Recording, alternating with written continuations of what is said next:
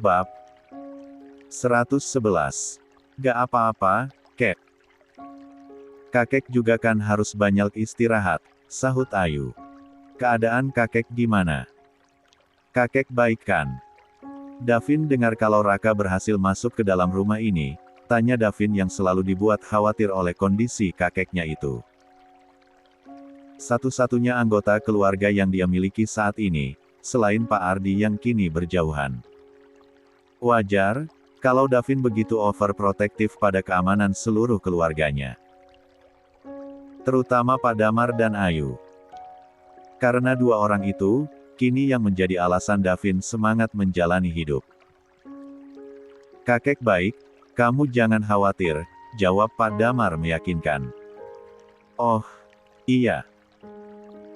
Untuk yang sudah terjadi, jangan salahkan Ricky. Kakek yang sudah menyuruh dia untuk tidur sejenak. Kasian, dia kurang istirahat siang dan malam. Selain menjaga kakek, dia juga harus menjaga kesehatan dirinya sendiri. Lagi pula, yang namanya musibah gak ada yang tahu. Pun dengan Ricky. Dia gak menyangka kalau Raka akan berbuat nekat seperti itu, lanjut Pak Damar. Davin menghela napas panjang. Ada rasa menyesal dalam hatinya karena sudah bicara dengan nada tinggi pada Ricky. Laki-laki yang sudah belasan tahun selalu berusaha mengusahakan yang terbaik untuk keluarganya. Maaf kalau aku bicara terlalu keras. Aku cuma khawatir sama kakek dan keluarga ini, tutur Davin akhirnya pada pengawal sang kakek. Gak apa-apa, bos. Saya paham, dan saya janji, akan mengusahakan untuk segera menemukan orang yang tepat, balas Ricky. Dia berusaha untuk tak terbawa perasaan dengan kemarahan Davin tadi. Davin mengangguk kecil. Aku percaya sama kamu, katanya sambil menepuk pelan pundak Ricky. Kek, Davin sama Ayu langsung istirahat ya. Kakek juga istirahat. Davin kini beralih menatap Pak Damar. Iya, Vin. Masuklah. Kasihan istrimu, timpal Pak Damar. Davin dan Ayu pun bergegas masuk ke dalam kamar. Pun dengan Pak Damar yang juga masuk ke dalam kamarnya. Sementara Ricky, dia masih terpaku di tempat. Berteman pikiran bingung dan berkecamuk.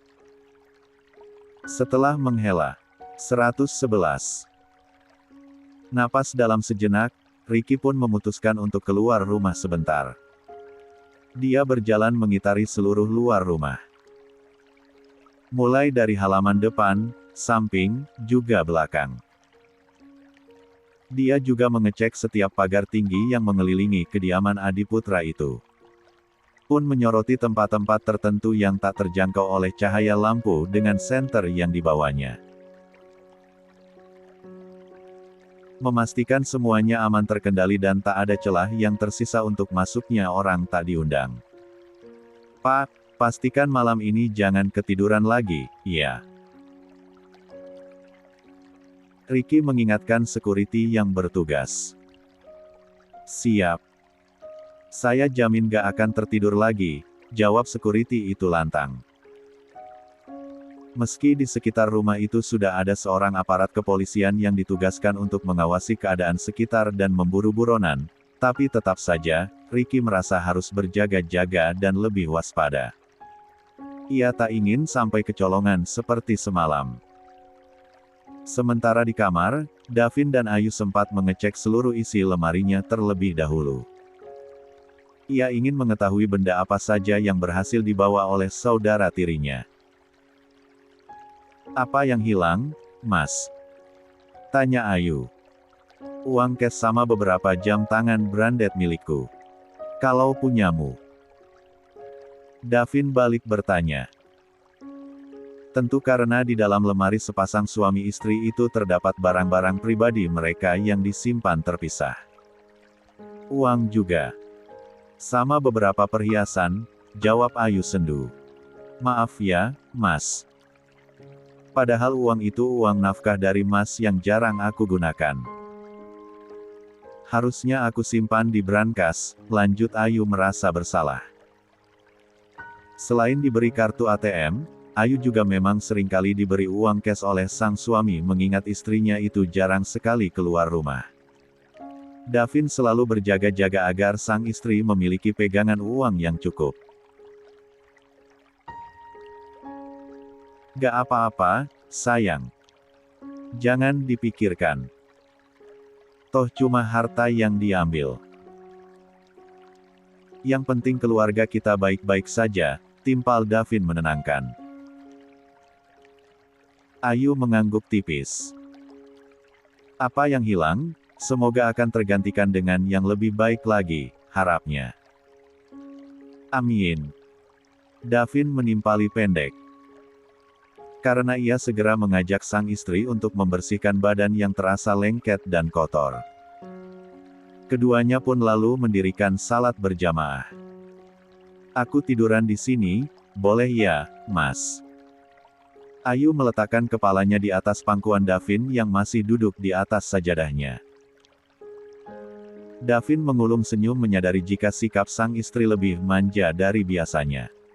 Ia pun mengusap lembut kepala istrinya yang masih terbungkus mukena. Kenapa gak langsung tidur di kasur saja? Biar lebih nyaman. Lebih empuk juga, tawar Davin. Gak apa-apa, pengen di sini aja. Gak kalah nyaman kok. Apalagi sambil dibelai gini. Lupa semua rasa lelah seharian tadi, balas Ayu sembari diam-diam mengulum senyum. Aduduh, tiba-tiba manja, tiba-tiba gombal. Kenapa sih? Tumben. Davin memijit hidung sang istri gemas. Gak apa-apa. Kan tadi udah aku bilang, mungkin bawaan bayi, timpal Ayu. Mas, jangan pernah tinggalin aku, ya. Mas harus janji loh, gak akan pernah pergi. Pokoknya Mas harus selalu menjagaku sampai kapanpun, lanjut Ayu dengan nada bicara serius. 112. Gak diminta pun, aku akan selalu menjagamu dan melindungimu. Selama aku masih hidup, aku gak akan membiarkan seorang pun untuk menyakitimu dan anak kita, timpal Davin sungguh-sungguh. Mas janji gak akan pernah pergi. Ayu kembali bertanya. Entah kenapa dia seperti butuh berkali-kali diyakinkan. Ia pun menengadah sambil memberikan jari kelingkingnya pada Davin. Janji, sayang. Lagian aku mau pergi kemana sih? Bukankah kemanapun aku pergi, kamu pasti selalu ikut. Kecuali ke tempat bekerja, kelakar Davin seraya menautkan jari kelingkingnya ke jari sang istri pertanda janjinya tak main-main. Makasih banyak, ya, Mas. Aku pegang janji Mas baik-baik, balas Ayu dengan haru. Tidur, yuk. Kasihan kamu dan bayi kita kelelahan, ajak Davin menengahi obrolan mereka malam itu. Keduanya pun lalu membereskan alat salat masing-masing lalu menaiki pembaringan berbarengan. Seperti sebelumnya, Ayu kembali bersikap manja. Ia langsung meletakkan kepalanya di lengan Davin. Menjadikan lengan suaminya itu sebagai bantal ternyaman. Sementara tangannya, melingkar erat di perut sang suami. Memeluk suaminya itu tanpa ingin melepaskannya. Tidurlah, sayang. Aku ada di sini. Aku akan menjagamu dan bayi kita, bisik Davin lalu mendaratkan ciuman di kening sang istri. Pun ia sempat mengusap lembut perut sang istri sebagai kode menyapa sang jabang bayi. Embusan napas Davin yang begitu hangat dan dekapan yang teramat erat, membuat rasa tenang dan nyaman menelusup ke dalam relung hati Ayu. Hingga tak butuh waktu lama, ia pun akhirnya terpejam juga. Melihat sang istri yang sudah terlelap dengan deru napas teratur, Davin menyingkirkan pelan kepala istrinya itu dari lengannya. memindahkannya ke atas bantal dengan begitu hati-hati. Setelahnya, ia turun pelan-pelan dari atas kasur, lalu berjalan keluar kamar. Selain mengandalkan Ricky dan security yang bertugas, Davin pun ingin turun langsung mengawasi sekitar rumahnya. Memastikan semuanya aman dan meyakinkan dirinya sendiri bahwa tak ada yang perlu dikhawatirkan. Istirahatlah, bos. Saya tahu bos juga lelah, ujar Ricky saat melihat Davin sedang berkeliling rumah. Ingat, kesehatan bos juga penting. Karena jika bos sendiri tumbang, bagaimana mungkin bisa melindungi istri bos, lanjutnya mengingatkan. Davin mengambil napas dalam lalu mengangguk. Baiklah. Ia pun lekas kembali ke kamarnya. Kembali berbaring di samping sang istri yang masih terlelap. Kamu tahu, sayang, aku begitu takut kehilanganmu. Karena satu persatu orang-orang yang aku sayangi, pergi meninggalkanku, gumam Davin sembari memandangi wajah cantik istrinya. Tangannya sesekali terulur untuk membenarkan anak rambut yang menutupi sebagian wajah sang istri. Sementara di luar kamar, Ricky masih terus saja mondar-mandir. Sesekali memasuki ruangan lalu mengecek CCTV di setiap sudut. Mas. Ricky menoleh saat mendengar seruan tersebut. Bibirnya melengkungkan senyuman saat melihat Nuri sedang berdiri di ambang pintu. Mau kopi? Biar aku buatkan. Tawar Nuri. 113. Kalau kamu gak keberatan, jawab Ricky. Tentu saja tidak. Tunggu ya. Balas Nuri sambil berbalik. Ia berjalan menuju dapur untuk menyeduh kopi hitam. Setelah selesai, ia kembali lagi menghampiri Ricky. Ini kopinya, Mas. Kata Nuri sambil meletakkan kopi itu di depan Ricky. Makasih. Ricky menyesap aroma kopi dari asap yang mengepul. Wangi. Kamu kok belum tidur? Ini sudah larut, tanya Ricky pada Nuri. Kenapa? Apa ada yang mengganggu pikiranmu? Lanjut Ricky menebak. Nuri lekas menggeleng, lalu tersenyum tipis. Menyamarkan raut grogi dan salah tingkah yang merundung perasaannya. Beneran gak ada apa-apa? Kenapa aku merasa kamu sedang menyembunyikan sesuatu? Tanya Ricky lagi dengan mata memicing. Malam ini, Riri merasa begitu bahagia bisa kembali berkumpul dengan sang ibu. Dia yang teramat sangat merindukan ibunya itu, tidur di pangkuan Bu Ratih. Menerima setiap belayan lembut yang sudah berbulan-bulan ini tak pernah dirasakannya lagi. Ri, kamu kurus sekali, sih, kayak orang jarang makan saja. Kenapa? Harusnya kan kamu lebih berisi, secara lagi hamil besar gini, protes Bu Ratih saat mengusap-usap punggung sang putri. Iyakah, Bu? Bukannya dari dulu Riri memang langsing ya? Perasaan ibu saja kali, elak Riri tanpa ingin membagi penderitaan yang pernah dirasakannya. Terlebih dalam kondisi berduka seperti sekarang ini. Langsing sama kurus beda kali, Ri. Ibu juga tahu. Kalau badanmu ini kurus, cuma perutmu saja yang buncit. Yang lainnya gak ada dagingnya, sambar Bu Ratih cepat. Bilang sama ibu, sebenarnya kamu kenapa? Apa ada yang kamu sembunyikan? Lanjut Bu Ratih menebak.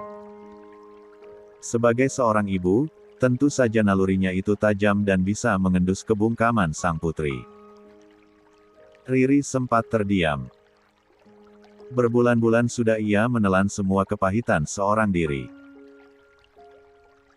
Diperlakukan seperti pembantu di rumah keluarga sang suami, jarang memakan makanan yang lengkap bergizi apalagi buah-buahan yang sangat dibutuhkan oleh ibu hamil, pun diperlukan dengan begitu buruk oleh sang suami. Semuanya Riri pendam dan jalani seorang diri. Keluarga Romi baik kan? Bu Rati kembali bertanya karena Riri masih bungkam. Baik. Baik kok, Bu, sangkal Riri. Tak mungkin ia mengungkap semuanya di saat dirinya memang sudah mulai diperlakukan baik oleh mertuanya. Pun di saat kondisi Pak Lukman yang sedang tak baik-baik saja. Buktinya ini Riri diantar Mas Romi ke sini untuk nemenin ibu, kata Riri lagi mencoba meyakinkan Bu Rati. Bu Rati mengangguk pelan. Apa yang dikatakan Riri ada benarnya juga. Meski kemarin-kemarin ia sempat kesusahan untuk bertemu dengan putrinya itu, tapi kini dia bisa berkumpul dengan sang putri dan tidur bersama. Syukurlah kalau memang begitu. Ibu cuma khawatir kalau kamu diperlakukan dengan tidak baik oleh keluarga suamimu. Buktinya banyak sekali drama perseteruan menantu dan mertua di luar sana, timpal Bu Rati dengan helaan napas lega. 114. Ibu terlalu banyak nonton sinetron Ikan Terbang, tukas Riri di akhir tawa pelan. Tawa untuk menertawakan nasibnya sendiri yang memang kebanyakan sama persis seperti sinetron yang dimaksud Riri. Bukan cuma sinetron. Di kehidupan nyata juga banyak. Karena orang ketiga dalam pernikahan itu bukan cuma pelakor tapi juga keluarga suami yang terlalu banyak ikut campur, sahut Bu Rati cepat. Doakan saja semoga Riri selalu bahagia dan disayangi oleh keluarga Mas Romi, timpal Riri. Itu mah sudah pasti. Gak perlu diminta. Semua ibu juga pasti selalu mendoakan kebaikan untuk anaknya. Tapi kalau suatu saat kamu mendapat perlakuan tak baik dari suami ataupun keluarganya, kamu jangan pernah ragu untuk kembali ke rumah. Pintu rumah itu selalu terbuka untukmu, balas Bu Rati sungguh-sungguh. Mendengar penuturan itu, Riri merasa haru. Namun untuk sekarang, ia cukup tahu diri untuk tak terus-terusan menyusahkan orang tuanya. Terlebih kondisi sang ayah yang selalu menjadi tulang punggung pun entah bagaimana nasib ke depannya. Mana mungkin Riri tega menggantungkan hidup pada kedua orang tuanya yang sudah tak lagi muda itu. Nyaris sampai pagi, Riki sama sekali tak tidur semalaman. Dia benar-benar menebus rasa bersalahnya dengan terus berjaga hingga matahari keluar malu-malu. Meski pada kenyataannya, malam tadi semuanya aman terkendali dan tak terjadi apa-apa. Selain ingin fokus menjaga keamanan sekitar rumah, kepala Riki juga disibukkan dengan memikirkan kemana ia akan mencari orang sesuai kriteria yang diminta Davin. Orang yang bukan hanya pandai bela diri tapi juga bisa dipercaya dalam kehidupan sehari-hari. Awalnya, Riki berniat membuat pengumuman di media sosialnya. Hingga ia sadar, itu tak akan efektif. Yang ada hanya akan mengundang banyak orang asing berdatangan. Ia sendiri juga nantinya akan kesulitan untuk menyeleksi satu demi satu kandidat. Sepertinya itu tak akan cukup waktu sesingkat ini. Paling tidak butuh waktu berhari-hari untuk mendapatkannya, gerutu Riki sambil mengacak rambutnya kasar. Ia pun kembali berpikir lebih keras lagi untuk menemukan solusi lain. Aku tahu kemana aku harus pergi sekarang, lanjut Riki bergumam dengan mata berbinar penuh harapan. 115. Pagi ini, kondisi Pak Lukman kian membaik dari hari sebelumnya. Pun hari itu, dokter sudah memutuskan akan langsung melakukan operasi pemasangan pen. Jadwal operasinya nanti siang ya, Pak. Semoga semuanya berjalan dengan lancar, tutur dokter yang melakukan pemeriksaan pagi ini. Setelah memeriksa semuanya, dokter itu pun segera berlalu dari ruangan. Berbarengan dengan datangnya Ayu dan Davin ke RS. "Bapak gimana sekarang?"